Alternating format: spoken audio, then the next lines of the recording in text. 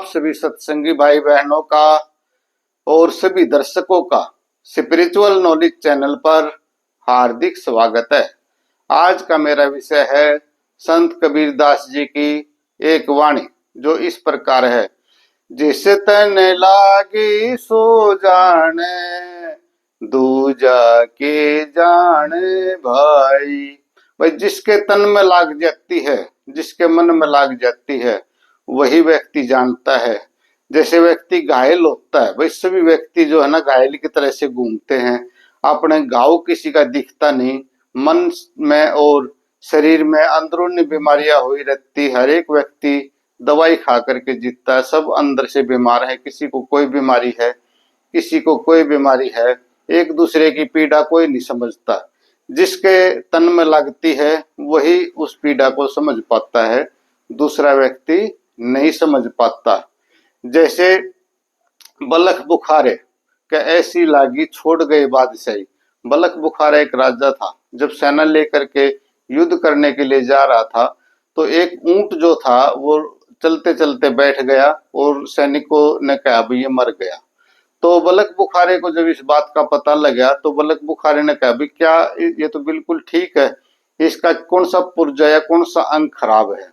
तो बिल्कुल सारे अंग ठीक थे। तो सैनिकों ने कहा कि इसके अंदर से जो प्राण थे, जीवात्मा थी, वो निकल गई, अब ये मिट्टी का रहेगा।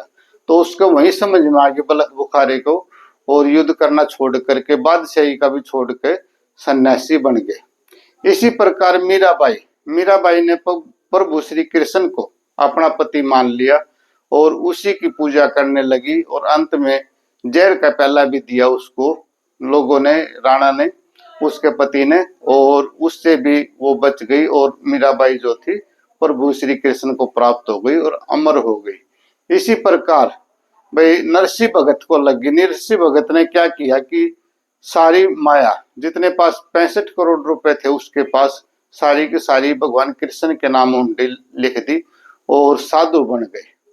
तो इसी प्रकार से भाई बहुत सारे भगतों को, धन्ना भगत थे, पीपा भगत थे, मीराबाई, ये सब को लगी और सब जो है ना प्रभु भक्ति में लग गए। मोरध्वज राजा था, उसके पास साधु रुकने के लिए आए। साधुओं के पास एक शेर था, तो उन्होंने कहा कि भाई ये शेर जो है ना किसी व्यक्ति का मांस खाएगा, किसी जानवर का मांस नहीं खाएगा। तो मोरध्वज राजा ने अपने पुत्र की ही बलि दे दी और अपने पुत्र को ही जैसे आरे से काटने लगे तो उसी टाइम भगवान प्रकट हो गए और उसको, उसके पुत्र को जिंदा कर दिया। तो उसकी परीक्षा लेने के लिए आए थे वो। तो इसी प्रकार भाई राजा हरिश्चंद्र ने शमशान घाट में नौकरी करनी पड़ी। भाई जो है गरीब व्यक्तियों के घर काम करना पड़ा। राजगद्दी छोड़ दी थी, विश्वामित्र राजा को अपना राज दे दिया था, परंतु ईमानदारी से नहीं हटे। श्री रामचंद्र और माँ सीता और लक्ष्मण और हनुमान, इन सबको लगी थी। इनको कैसे लगी कि श्री राम को वनवास मिला था, उसके साथ ही माँ सीता और लक्ष्मण ने भी प्रण कर लिया कि हम भी वनवास में जाएंगे, क्योंकि उनके तन मन में लग गई कोई हम राम को अकेला नहीं जाने देंगे। इसी प्रकार हनुमान को लग गई। हनुमान जो थे लंका कूद गए और लंका में जाकर के जब रावण ने उनकी पूंछ में आग लगाई तो उन्होंने सारी लंका को ही जला दिया। तो जिस जिसके तन में लगी, जिस जिसके उसमें लगी, जैसे लंका के लगी बलंका को भी लगी, तो सारे के सारे जो है पार उतर गए इस भाव से। तो इस संसार में भाई कोई भी काम करने के लिए उसकी 100% लगन लगना जरूरी है। जिसका लगन लगती है वही जानता है। क्योंकि हर एक व्यक्ति यहाँ घायल है। कहा गया है घायल हर परिंदा है, जो उड़ गया वही जिंदा है। तो जिसका लगी वही जाने, दूसरा क्या जाना भाई। दूसरे आदमी तो ये सोचते हैं भाई वो कोई बात नहीं, बीमार है, बहाना कर रहा है, परंतु जिसको तन में लगती है, जिसको जो है मन में लगती है, वही जानता है। तो कई बार व्यक्ति कहते हैं मेरे को लगी, परंतु वास्तव में उसको कोई बात नहीं लगती। कहते हैं लगी लगी करता फिरे, तन में लागी है ना, लागी हूं ना के जानिए, तन से मन में समा।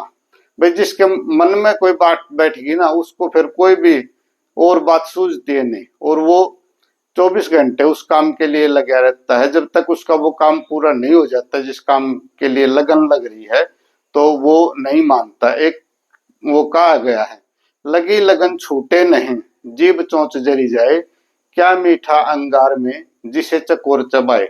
चकोर पक्षी ऐसा होता है, वो अंगारे को देख करके, लाल रंग का अंगारा होता है, उसको देख कर सोचता है कोई फल है, और वो वहां चोंच मारता है। चोंच मारता है तो उसकी जीभ जल जाती है, चोंच भी जल जाती है, परंतु वो लगन छूटती नहीं, वो चोंच मारनी नहीं छोड़ता। इसी प्रकार से सुवन तोता जो पक्षी है, वो कपास के फूल पर चोंच मारता है, और कपास के डोडे से जब रुई निकलती है तो उसको पता लगता है कि भी इसके अंदर कुछ नहीं।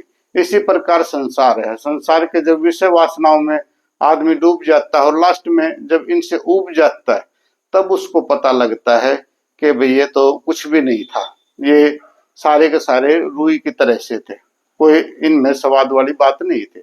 तो आखिर में व्यक्ति सोचता है कि भाई सच्चा सुख तो जो है सत्संग में आने से, प्रभु भक्ति करने से ही मिलता है। तो आप सभी दर्शकों का वीडियो देखने के लिए बहुत बहुत धन्यवाद। सत साहिब बोलो, साधो सत साहिब, सतनाम साहिब गुरु कबीर।